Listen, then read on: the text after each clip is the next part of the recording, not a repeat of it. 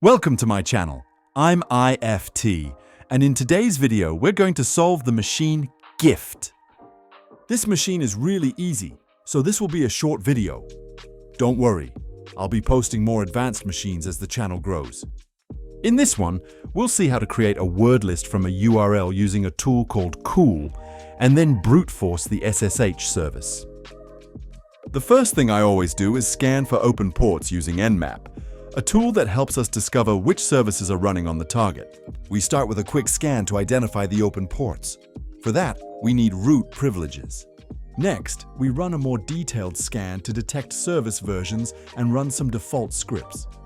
But before that, I'll use a function called extract ports, created by Savitar. This script extracts the port numbers from the all ports file and copies them to the clipboard. Super useful.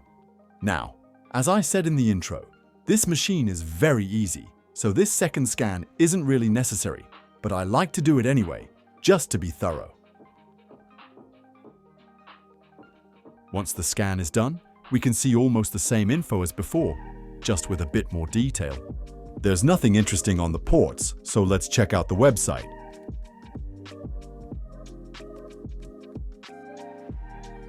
Just plain text, nothing special.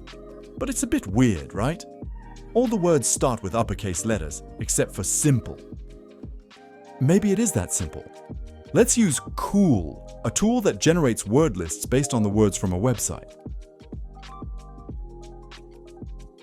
Super easy to use. Let's check the word list file. Yep, it's just the same text we saw on the site. So let's try brute forcing the SSH server. But wait, we don't know any valid usernames. How can we even start? Well, the page literally said it's simple. So let's try logging in as root.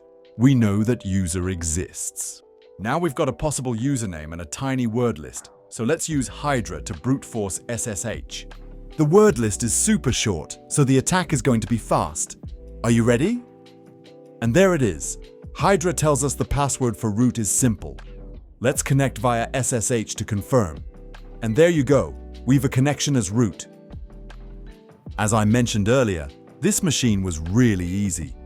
Technically, the brute force wasn't even necessary, but it served as a great example of how to use CeWL to generate word lists and Hydra to brute force services.